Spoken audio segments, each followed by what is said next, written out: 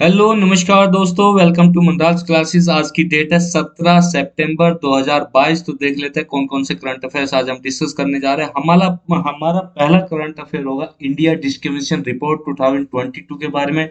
दूसरा होगा कुतुब शाही टॉम्स के बारे में। तीसरा F-16 एयरक्राफ्ट का जो पैकेज पाकिस्तान को दिया है यूएस ने, उसके बारे में होगा। और चौथा होगा global environment facility small grant programme क्या है, इसके बारे में जानेंगे। और लास्ट का और पांचवा आर्टिकल होगा इंडिया ने अपना पहला लिथियम प्लांट लगाया है चेन्नई के अंदर। कहाँ है, कैसे है, इसके बारे में जानेंगे, इसका कैपेसिटी कितना है।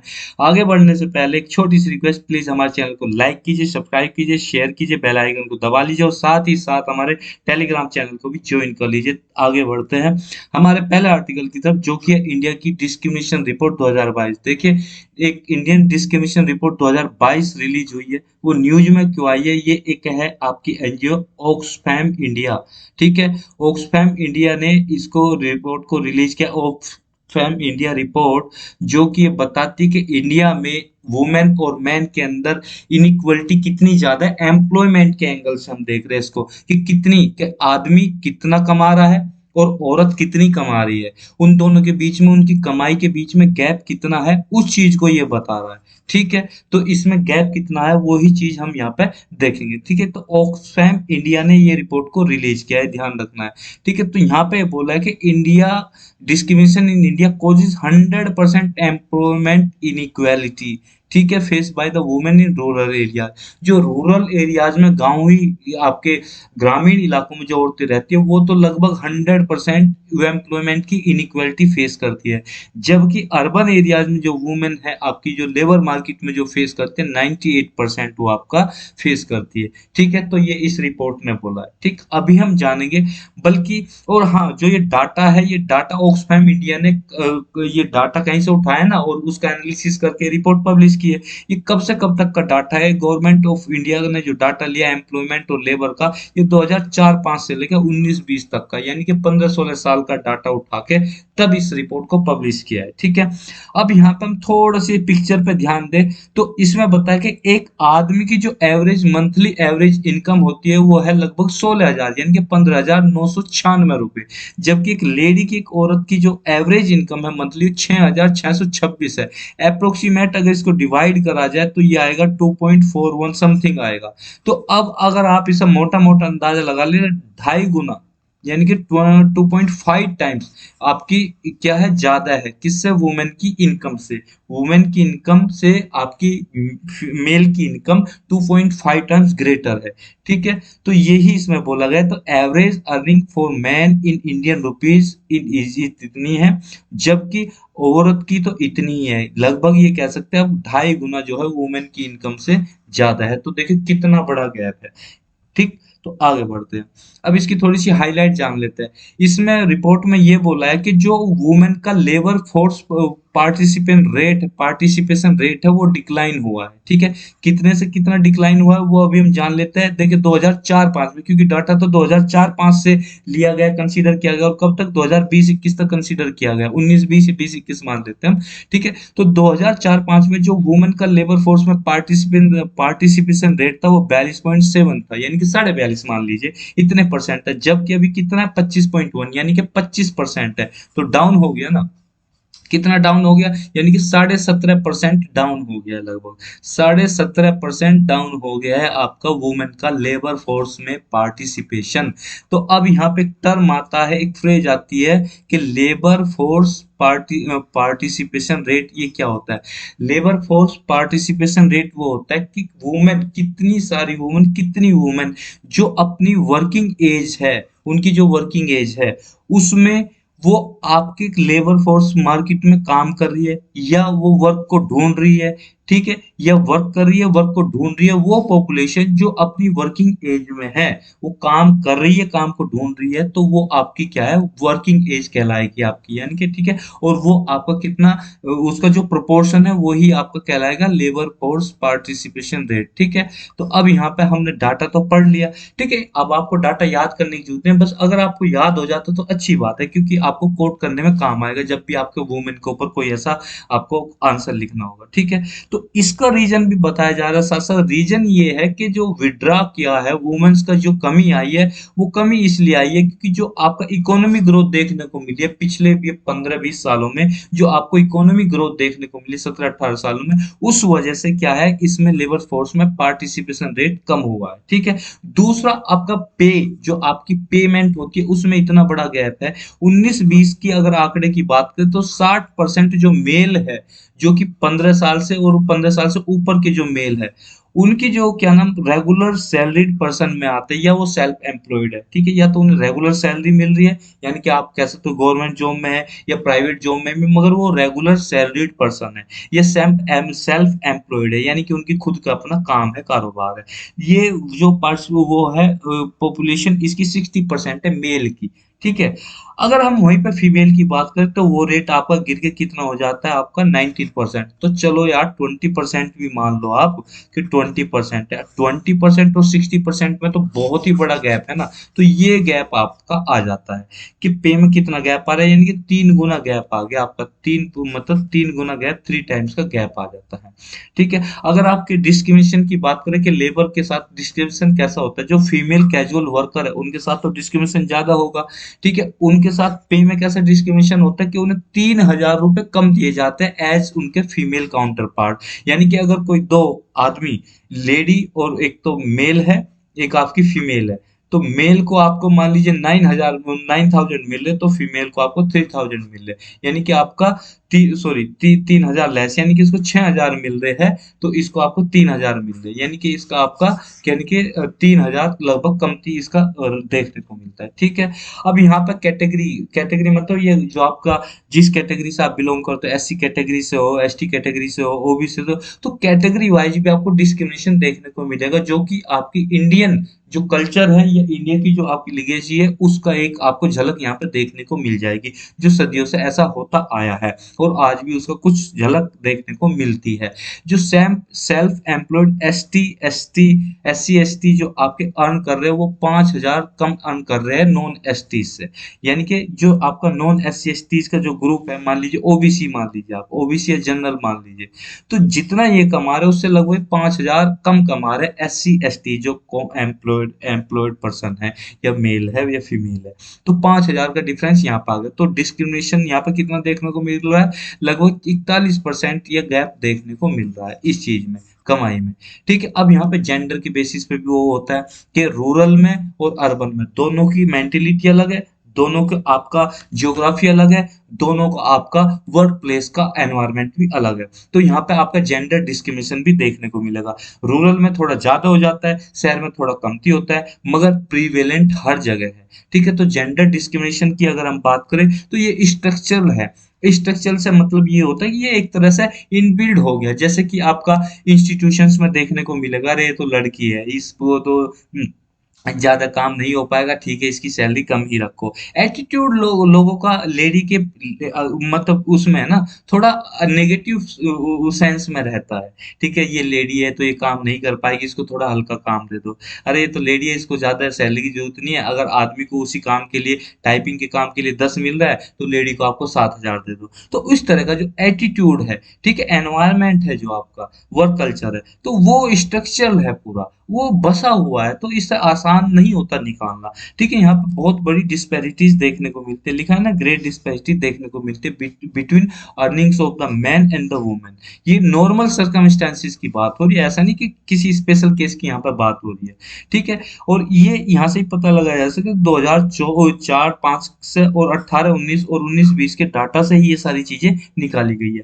और अर्निंग का गैप इतना बड़ा है कि रूरल और अर्बन एरियाज में जो कैजुअल वर्कर होते हैं उसकी जो यहाँ पे आंकड़ा भी देखे कि आपका रूरल में 50% हो गया और जबकि शहर में आपका 17% हो जाता है। तो यहाँ पे जो जेंडर बेस्ड डिस्क्रिमिनेशन की जो बात की गई है लगभग 98% आपका गैप देखने को मिल जाएगा। आगे बढ़ते हैं। अब इसका रीजन क्या है, रीजन यही है, एक तो सोसाइटल जो आपकी माइंड सेट है, और एम्प्लॉयर जो होता है, जो कंपनी होती है, वो भी प्रेजुडिस करती है इनके साथ। ठीक है। वो लोअर वेजेस देती है वुमेन को।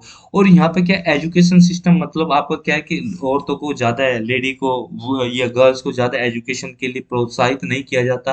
गाँव में तो खासकर शहरों में तो अभी भी मतलब शहरों में तो अच्छा खासा रेशियो है, और गाँव में अभी भी के ये सोचा जाता है, अरे लड़की है, पराया धन है, इसकी शादी कर दी जाएगी, तो ज़्यादा पढ़ा के क्या होगा, ज़्यादा पैसे लगा के क्या होगा। तो वो उस तरह की मेंटेलिटी है। तो एजुकेशन सिस्टम आपका मतलब उनको एजुकेशन नहीं प्रोवाइड की जाती, तो वो क्या था, अनएम्प्लॉयमेंट का शिकार ज़्यादा होती है, और एम्प्लॉयमेंट मिलता है ना उन्हें तो लो क्वालिटी का मिलता है, जिसमें उनका एक्सप्लॉइटेशन होता है। सिर्फ हम यहाँ पे बात कर रहे हैं अर्निंग की, पैसे की। हम यहाँ फिजिकल या सेक्सुअल एक्सप्लॉइटेशन की बात नहीं कर रहे हैं। वैसे तो वे भी होते हैं, मगर यहाँ पे सिर्फ हम पैसे की बात करें तो इस तरह से फिनेंशियल एक्सप्लॉइटेशन भी उनका देखने को मिलता है। और उनका जो वर्क वर्क एक्सपीरियंस है, अब देखो जब उनके पास एक्सपीरियंस ही नहीं होगा तो भाई उन्हें पैसा तो कमती दिया ही जाएगा ना। यहाँ पे डिमांड है आपके एक्सपीरियंस की, ठीक है। और यहाँ पे ये देखने को मिलता है जो वेल क्वालिफाइड वुमेन है वो आपका ज्यादा वर्क फोर्स को छोड़ रही है, ठीक। क्योंकि हाउस होल्ड रेस्पॉन्सिबिलिटीज को छोड़ के क्या वर्क फोर्स को ज्वाइन कर रही है, तो हाउस होल्ड रेस्पॉन्सिबिलिटीज की वजह से भी वो आपका वर्क फोर्स को ज्वाइन कर रही है। तो ये सब है क्योंकि सोसाइटी में स्टेटस पैसा कमाने वाले का अच्छा माना जाता है। वरना जो घर में जो औरतें काम करती है वो इतना बड़ा बलिदान देते तो उनको तवज्जो नहीं दी जाती है। हमारी सोसाइटी इस टाइप की है, ठीक है। कैजुअल एम्प्लॉयमेंट में आपका जो वुमेन का है शहरों में ज्यादा है, ड्रॉप देखने को मिला है, ठीक है। यही सब इसमें बोला गया है, ठीक है। अब आगे बढ़ते हैं, आप ऑक्सफैम के बारे में जान लें। ऑक्सफैम इंडिया के बारे में नहीं, यहाँ पे ऑक्सफैम जो इंटरनेशनल आपकी ये है ऑर्गेनाइजेशन। जो ऑक्सफैम एक कॉन्फेडरेशन है किसका, 20 इंडिपेंडेंट चैरिटेबल ऑर्गेनाइजेशन के। इसमें 20 इंडिपेंडेंट चैरिटेबल ऑर्गेनाइजेशन ने मिलकर एक कॉन्फेडरेशन बनाई जिसको एक ऑक्सफैम बोला है। इसका फोकस ये है कि ग्लोबल लेवल पे पॉवर्टी को हमें रिमूव करना है। अगर हम बात करें 1942 में इसको स्टेब्लिश किया गया था, किसके नाम से, ऑक्सफैम इंटरनेशनल के नाम से, ठीक है। अगर हम ऑक्सफैम की बात करते हैं, इंडिया में इसने एंट्री ले ली थी 1951 में इंडिया में, ठीक है। और ये फर्स्ट टाइम जो आपकी लाइमलाइट में आई थी तब आई थी जब बिहार में आपका क्या है, सूखा पड़ा था, फेमिन अकाल आया था। तो उस टाइम पे क्या हुआ कि लाइमलाइट में आई। मगर कुछ टाइम बाद क्या, 2008 में ऑक्सफैम इंडिया बन गया। ये इंडिपेंडेंट एफिलिएट बन गया ऑक्सफैम का, और इंडिपेंडेंट एनजीओ होगी जिसको हम ऑक्सफैम इंडिया के नाम से जानते हैं। ये मेजरली नॉन प्रॉफिट ऑर्गेनाइजेशन है, ठीक है। ये कलेक्टिव ऑपरेशन चलाती है। अगर ऑक्सफैम की हम बात करें, इसका हेडक्वार्टर कहाँ पे, नैरोबी में, जो कि कहाँ पे, केनिया में। इसका विजन क्या है, विजन इंपॉर्टेंट है क्योंकि यूपीएससी में अगर विजन पूछ ले कि वो ऑक्सफैम इसमें स्टेब्लिश हुई थी 2008 में, या और उसका विजन के बारे में बता दी, मतलब दे दिए गए ऑप्शन, तो वहां पे जानना जरूरी है कि वह पॉवर्टी एलिवेट करती है, वुमेन्स के उसमें करती है, क्लाइमेट से लड़ती है नहीं लड़ती है, ठीक है, गवर्नेंस पे ध्यान देती है। तो इसके एंगल्स वो मतलब इसकी फील्ड जाननी जरूरी है। तो यहाँ पे क्या है कि ये पीपल्स और प्लेनेट दोनों को ही संभाल कर रखने का काम करती है कि इकोनॉमी को बढ़ाओ, यानी कि इसका फोकस क्या होता है, इकोनॉमी पर होता है। दूसरी बात कि वुमेन गर्ल्स को ये आपका वायलेंस फ्री सोसाइटी प्रोवाइड करना चाहती है जिसमें कोई डिस्क्रिमिनेशन ना हो। और क्लाइमेट चेंज जिस तरह से हो रहा है उसके बारे में भी ये बहुत ज्यादा कंसर्न रहती है, और ऐसे आपके वो चलाती रहती है अभियान जिससे कि क्लाइमेट चेंज के बारे में अवेयरनेस फैले और लोग क्लाइमेट चेंज को सीरियसली ले, और क्लाइमेट को आपका कम करने की, क्लाइमेट चेंज को रिड्यूस करने की कोशिश करें। और गवर्नेंस सिस्टम पे भी ये ध्यान देती है, और ये इसका ये मानना है कि गवर्नेंस सिस्टम इंक्लूसिव होना चाहिए, सभी स्टेक होल्डर इसमें काउंट किए जाए। तो ये इसने बोला है। अगला आर्टिकल हमारा कुतुबशाही टॉम्स के बारे में। देखिए ये कुतुबशाही जो टॉम्स थी उनको रिस्टोर किया गया, जो टूटी फूटी कंडीशन में थी उनको रिस्टोर करके दोबारा से कॉम्प्लेक्स तैयार किया गया। कहाँ पे है ये कॉम्प्लेक्स, पूरा हैदराबाद में है, ठीक है। इन्हें अब क्या है, टूरिज्म के लिए ओपन कर दिया गया। अब आप जानते हो कि टूरिज्म से ओपन होने से क्या है कि रेवेन्यू में बहुत आपकी टूरिज्म जो है बढ़ती है, और रेवेन्यू में फायदा पहुंचता है। टूरिज्म से जो रेवेन्यू जनरेट होता है वो आप दूसरी अच्छी स्कीम्स में लगा सकते हो। इससे दूसरा फायदा ये भी हुआ कि एक तरह से इसका क्या है, स्टॉम केस बन गया कि आप ये वो कर सकते हो। स्टॉम केस बना लिया है इसने कुतुब शाही टॉम्स ने कि यूनेस्को की वर्ल्ड हेरिटेज सिटी ये बन सकती है। यूनेस्को इसे डिक्लेयर कर सकती है, यूनेस्को की वर्ल्ड हेरिटेज सिटी के फॉर्म में इसे डिक्लेयर किया जा सकता है, ठीक है। न्यूज में तो इसलिए है। अब इसके बारे में जान लेते हैं कुतुब शाही टॉम्स के बारे में। ये किसने बनवाई थी, कुतुब शाही जो आपकी डिनेस्टी थी उसने बनवाई थी। ये टॉम्स काफी कई सारी टॉम्स बनवाई, ऐसा नहीं एक ही टॉम में कई सारी टॉम्स बनवाई। और अपने आप में एक बड़ी बात है कि ओल्डेस्ट हिस्टोरिकल मोन्यूमेंट है हैदराबाद में। ओल्डेस्ट हिस्टोरिकल मॉन्यूमेंट, ये हैदराबाद के ओल्डेस्ट हिस्टोरिकल मॉन्यूमेंट है। अब ये कहाँ पे लोकेटेड है? ये जो इब्राहिम बाग है, जिसको आप गार्डन भी बोल सकते हैं, इब्राहिम गार्डन भी बोलते हैं, ये वहां पे लोकेटेड है। जहाँ पे गोलकोंडा फोर्ट है ना, उससे थोड़ी सी दूरी पे उसके पास में ही ये लोकेटेड है। ठीक है, ये हमने जाना। अब ये एक तरह से क्या है, बहुत सारी टॉम्ब्स को कंटेन करती है। मॉस्क्यू भी यहाँ पे बनाई गई है। ठीक है, और मॉस्क्यू ऐसा नहीं कि किसी एक किंग ने बनवा के चला गया या टॉम्ब से एक किंग बनवा के चला गया, नहीं, ये डिफरेंट डिफरेंट किंग आते रहे। ये कुतुब शाही डिनेस्टी थी, उसमें डिफरेंट किंग आते रहे, तो उनका वो काम अपना कंप्लीशन की तरफ वो बढ़ते रहे। ठीक है, अब यहाँ पे कुली कुतुब शाही जो डिनेस्टी थी उसको हम डिस्कस कर लेते हैं। ये यहाँ पे पहले मैप देख लीजिए। जो कुतुब शाही डिनेस्टी थी 1518 से 1687 तक ये आपकी चली, यानी कि आपको कितने साल हो गए? ठीक, ये आप काउंट कर सकते हैं यहाँ से। तो ये चलिए, और ये जो आप एरिया देख रहे हो कलर्ड एरिया ऑरेंज कलर में, ये आपका कुली कुतुब शाही आपकी डिनेस्टी थी इस एरिया में। ठीक है, तो साउदर्न ईस्टर्न एरिया, जो साउथ ईस्टर्न एरिया है आपका इंडिया का, वहां पे ये स्टेब्लिश थी। ठीक है, तो इसमें रूलर किस किस के थे? ये गोलकोंडा जो किंगडम थी उसी के रूलर्स थे। ठीक है, और इसमें ये साउदर्न डेक्कन में आपका इंडिया में थी। ठीक, अब जो आपकी बामनी किंगडम थी, बामनी किंगडम जब डेस्ट्रॉय होगी, खत्म होगी, उसके बाद जो सक्सेसर आए, 5 सक्सेसर आए, 5 सक्सेसरों में एक सक्सेसर आपकी ये थी। ठीक है, कुली कुतुब शाही डिनेस्टी थी। ठीक, अब इसका जो फाउंडर था कुली कुतुब शाही डिनेस्टी का, वो कुली कुतुब शाह था। ठीक है, ये हमने जान लिया इसके बारे में, तो इतना ही जानना सफिशिएंट रहेगा। अगला आर्टिकल हमारा F-16 एयरक्राफ्ट पैकेज के बारे में, जो कि पाकिस्तान को यूएस के द्वारा दिया गया है। न्यूज में इसलिए आया है क्योंकि इंडिया ने इस पर कंसर्न जाहिर किया है। कंसर्न जो जाहिर किया है 1980s में, हालांकि ये फाइटर जेट उसको पाकिस्तान को दिए गए थे यूएस के द्वारा, जब रोनाल्ड रीगन की आपकी प्रेसिडेंसी थी यूएस में, यानी कि रोनाल्ड रीगन जब आपके प्रेसिडेंट थे, वो तब दिए गए थे।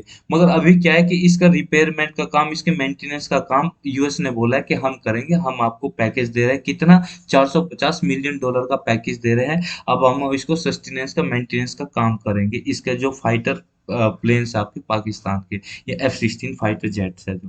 ठीक है, तो इसलिए इंडिया ने कंसर्न जाहिर किया। कंसर्न इसलिए जाहिर किया कि इंडिया जो है, वो इंडिया ने ये कहा है कि ये फाइटर जेट्स पाकिस्तान के द्वारा न्यूक्लियर वार हेड्स को इस पे वो आपका माउंट करके इंडिया के अगेंस्ट यूज किए जा सकते हैं।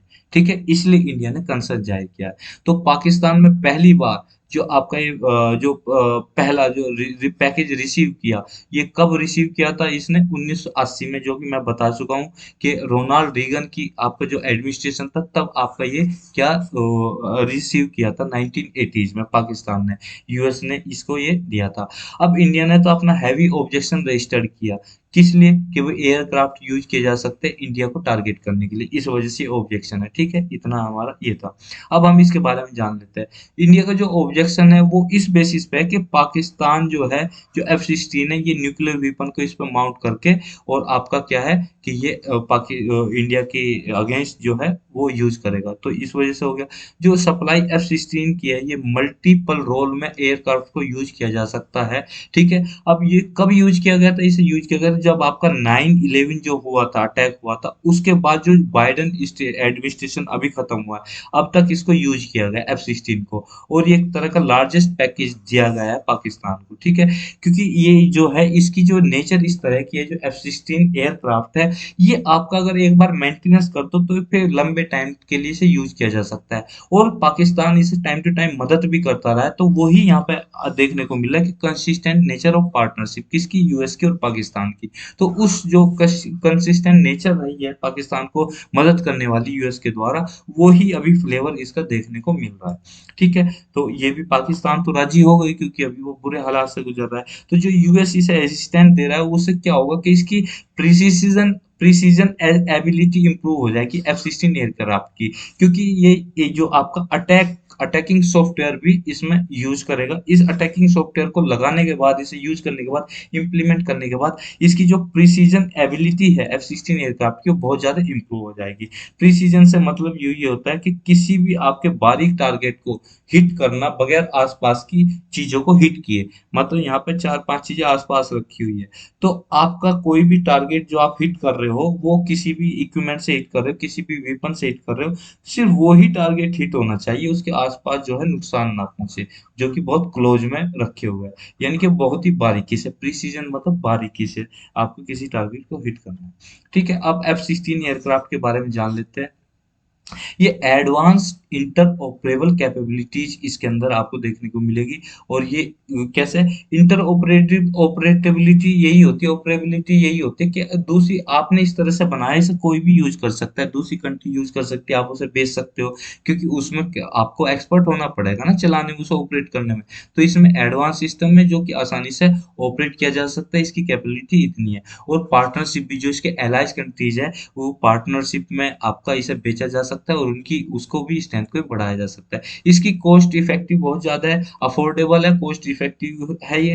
ठीक है, इसकी लाइफ साइकिल जो है इसमें कॉस्ट कम लगती है, क्योंकि ये आपका बेस्ट परफॉर्मेंस देता है एक तरह से। जो फोर्थ जनरेशन के फाइटर जेट्स है उसके एक तरह से कंपेरिजन में बेस्ट परफॉर्मेंस देता है। ठीक है, अब आप ये कह लीजिए जो नए F-16 का प्रोडक्शन हो रहा है, उसमें ये कैपेबिलिटी है कि उनका जो स्ट्रक्चर और जो उसकी कैपेसिटी है, स्ट्रक्चर को, कैपेबिलिटी को अपग्रेड किया जा सकता है। ठीक है, और जो आपका इंटरनेशनल F-16 फ्लीट है, वो ये एंश्योर करेगी कि 2060 तक, एक बार उसका मॉडर्नाइजेशन करने तो ये 2060 तक आपके यूज में रहे, यानी कि सर्विस में रहे।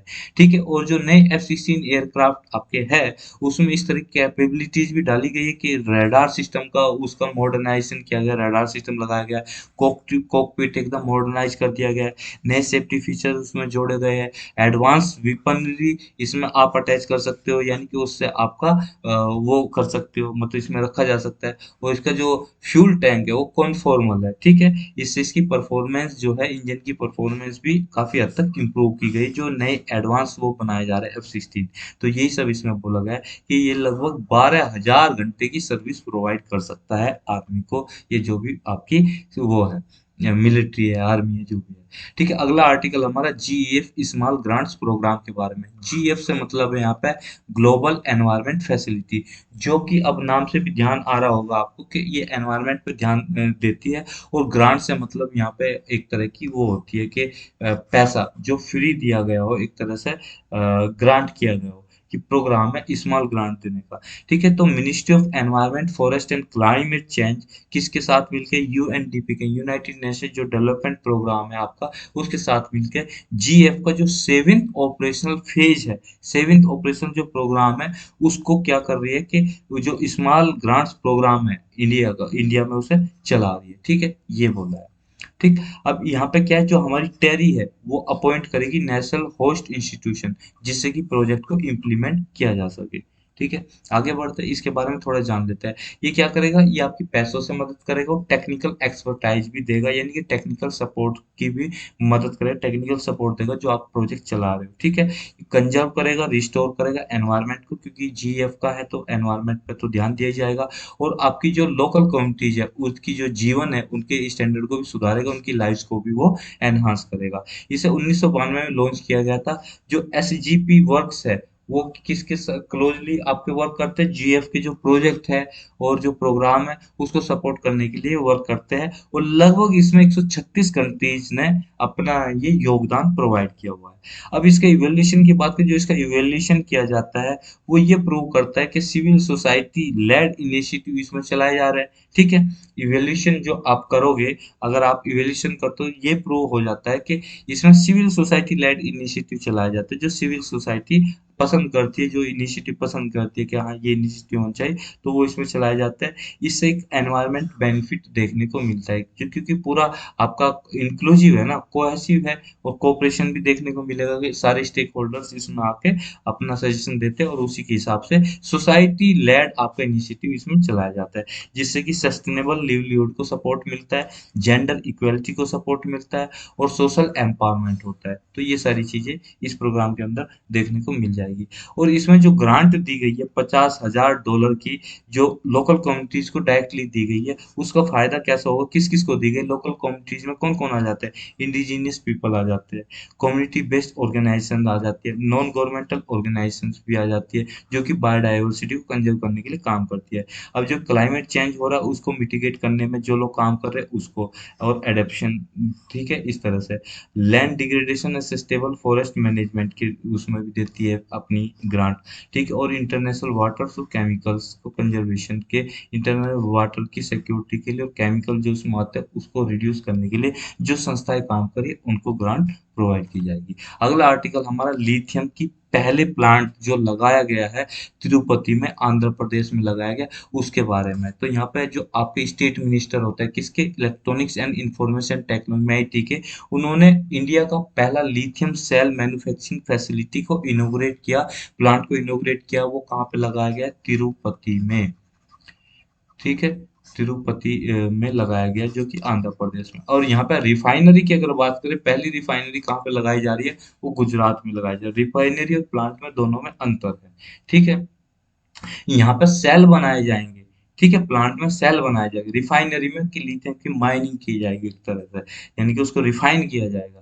तो ये है, ठीक। तो अब हम इस प्लांट के बारे में जान लेते हैं। बिल्कुल लेटेस्ट टेक्नोलॉजी से बिल्कुल वशीभूत होगा ये प्लांट। इसमें state of the art facility provide की जाएगी, ठीक है। जो ये सेटअप किया जा रहा है, किसके द्वारा सेटअप किया जाए, चेन्नई में एक कंपनी है मुनत इंडस्ट्रीज लिमिटेड, उसके द्वारा 165 करोड़ की लागत से लगा के इस प्लांट को सेटअप किया जा रहा है।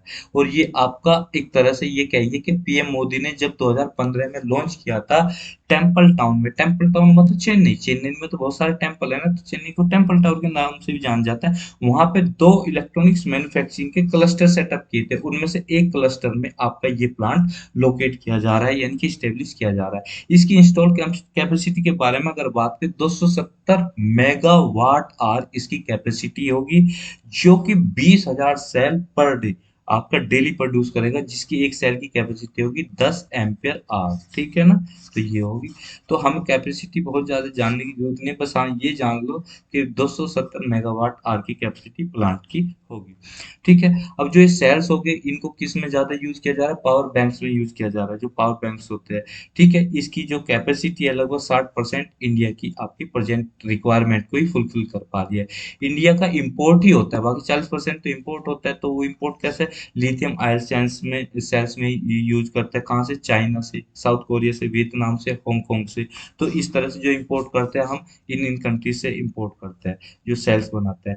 अगर हम यहाँ बात करें जो और जो इसका दूसरी जगह यूज, वो मोबाइल फोन में होगा, आपका हियरेबल आइटम्स में होगा, गैजेट्स में होगा, वेरेबल जो डिवाइसेस होते हैं, गैजेट्स होते हैं, उनमें ये होगा। इसका सिग्निफिकेंस यही है कि जो प्रधानमंत्री मोदी जी ने मेक इन इंडिया का जो कंसेप्ट दिया है, विजन दिया है, उसको हम पूरा कर पाएंगे, उसको साकार कर पाएंगे, उसको रियलाइज कर पाएंगे कि एक ऐसा ग्लोबल हब बन जाएगा इलेक्ट्रॉनिक्स मैन्युफैक्चरिंग के प्रोडक्ट का इंडिया, ताकि मेक इन इंडिया जो विजन है मोदी जी का, उसको रियलाइज कर पाएंगे। अगर हम बात करें लिथियम के बारे में, उसकी प्रॉपर्टीज के बारे में, तो लिथियम एक केमिकल एलिमेंट है, इसका सिंबल Li होता है। ये आपकी पीरियडिक टेबल है केमिस्ट्री की, यहाँ पे आपका दूसरे नंबर पे इसमें रखा गया है, ठीक है। फर्स्ट कॉलम और दूसरी रो में इसको रखा गया है। ये सॉफ्ट होता है, सिल्वरी व्हाइट मेटल होता है, ठीक है। और ये लाइटेस्ट मेटल है और लाइटेस्ट सॉलिड एलिमेंट है, ठीक है। ये कुछ इसकी प्रॉपर्टीज है। अब दूसरी सबसे बड़ी प्रॉपर्टीज है, बहुत ज्यादा रिएक्टिव और फ्लेमेबल होता है। फ्लेमेबल से मतलब कि आग लग सकती है, इसलिए इसको आपके ऑयल्स में रखा जाता है, ये मिनरल ऑयल में रखा जाता है, ताकि ये एयर के साथ रिएक्टिव ना हो। अगर आप जैसे कि आपका सल्फर होता है, सल्फर को आप ओपन में रख देंगे, जो रिएक्टिव सल्फर होती है उसे आप ओपन में रख दोगे ना, आग लग जाएगी तुरंत ही।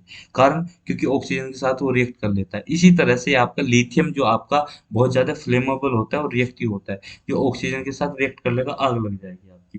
तो ये एल्कली मेटल है और रेयर अर्थ मेटल भी है, ठीक है। तो ये एल्कली भी मेटल है क्योंकि फर्स्ट कॉलम में आ रहा है, और रेयर अर्थ मेटल भी है ये, ठीक है। अब एल्कली मेटल कौन कौन से होते हैं, lithium, sodium, potassium, rubidium, caesium, francium, जो आपकी पहली आपकी कॉलम में है, ठीक है। हाइड्रोजन को तो दो जगह इस पे दिया गया है, ठीक है। तो अब दूसरे number lithium, sodium, potassium, rubidium, caesium, francium, ये आपके क्या हो गए, ये आपके एल्कली मेटल्स हो गए सारे के सारे। अगर हम रेयर मेटल्स की बात करें, रेयर मेटल्स में नमी नायोबियम आता है, टेंटेलम आता है, लिथियम आता है, बेरिलियम आता है और सीजियम आता है। ये आपके रेयर मेटल्स आते हैं।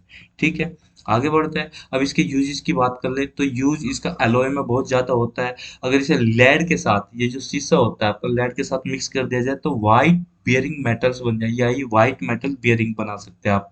ठीक है, बियरिंग्स में यूज किया जा सकता है। मोटर इंजन्स में यूज किया जाए, जो मोटर इंजन्स बनते हैं उसमें यूज किया जाता है। तो अगर इसे एल्यूमिनियम के साथ मिक्स करके एलॉय बनाओगे तो वो एयरक्राफ्ट के जो पार्ट होते हैं उसको बनाने में यूज किया जाता है। अगर मैग्नीशियम के साथ इसे मिक्स करके एलॉय बनाओगे तो जो एलॉय है वो आर्मर प्लेट्स बनाने में यूज होता है। थर्मोन्यूक्लियर प्लांट्स में भी, रिएक्शंस में भी ये यूज होता है। और इलेक्ट्रोकेमिकल जो सेल होते हैं उसमें तो लिथियम सेल्स जो होते हैं उसमें तो ये यूज होता ही है। लिथियम एक तरह से आपका बहुत ही इंपॉर्टेंट कंपोनेंट है, क्योंकि इसको इलेक्ट्रिकल व्हीकल्स में, लैपटॉप्स में और भी कई सारी दुनिया भर की कई सारी चीजों में से यूज किया जाता है। अगर हम बात करें रिजर्व्स की, वर्ल्ड में रिजर्व्स कहाँ पे है, तो सबसे बड़ा रिजर्व चिली के पास है। दूसरे नंबर पर ऑस्ट्रेलिया, तीसरे नंबर पे अर्जेंटीना। तो अगर हम यहाँ पे चिली और बोलीविया और अर्जेंटीना को देखो तो इसको हम बोलते हैं लिथियम ट्रायंगल बोला जाता है। जैसे कि आपका ओपियम की खेती होती है तो आपका एक वो है, ट्रायंगल है, अभी पढ़ा था ओपियम का। ठीक है, तो वहाँ पे जो कंट्रीज है, ठीक है, तो वो है इसी तरह से आपका लिथियम ट्रायंगल, इसमें बोलीविया आ जाएगा आपका, चिली आ जाएगा, अर्जेंटीना आ जाएगा, तो ये सब है। ठीक है, मगर यहाँ पे अगर प्रोडक्शन की बात है कितना होता है, चिली पहले नंबर पर, ऑस्ट्रेलिया दूसरे नंबर, तीसरे नंबर पे अर्जेंटीना। इंडिया की स्टेटस की बात करें, इंडिया में कहाँ पे आपका लिथियम मिलता है, तो अभी तो जो सबसे बड़ा आपकी खान मिली है लिथियम की, जो सर्वे किया गया, लिथियम का रिजर्व मिला है जिसका लगभग 14,100 टन का एक स्मॉल पैच मिला है आपका साउदर्न कर्नाटक जो मांड्या डिस्ट्रिक्ट है वहां पे आपका मिला है। तो इंडिया का पहला लिथियम का डिपॉजिट जो मिला है, ये लिथियम का पहला लिथियम का डिपॉजिट कर्नाटक के मांड्या डिस्ट्रिक्ट में ये आपका मिला है। कितना, 14,100 टन इसके पास वो लिथियम है। आगे बढ़ते हैं। अब इससे जो रिलेटेड आपकी गवर्नमेंट की जो इनिशिएटिव है, ठीक है, वो क्या है, जैसे कि आपकी गवर्नमेंट ने आपकी खनिज विदेश लिमिटेड, BIL, काबिल काबिल काबिल आपकी इस्टेब्लिश की थी। इसका काम यही था कि ये अर्जेंटीना के साथ मिलकर लिथियम के आपकी माइनिंग करे और लिथियम को लेके आए अर्जेंटीना से और यहाँ पे प्रोडक्शन करे। तो वो इसी तरह खनिज को लेके आने का काम, खनिज को माइन करने का काम है। अगर हम बात करें थोड़ा सा एस्ट्रोनॉमिकल लेवल पर, जो इंडियन इंस्टीट्यूट ऑफ एस्ट्रोफिजिक्स है उसने ये एविडेंस दिया कि पहली बार ऐसा हुआ कि जो लिथियम प्रोडक्शन है वो कॉमन फिनोमिना है। कहाँ पे, जो लो मास के आपके सन जैसे स्टार्स होते हैं ना, उनके अंदर लिथियम का प्रोडक्शन होता रहता है, ये कॉमन चीज है। जैसे कि हीलियम जो है, हीलियम की जो बर्निंग फेज होती है उसमें आपका प्रोडक्शन होता है, इस तरह से ये बोला है। तो दोस्तों ये थी आज की हमारी डिस्कशन। इस डिस्कशन में इतनी, thank you very much for discussion.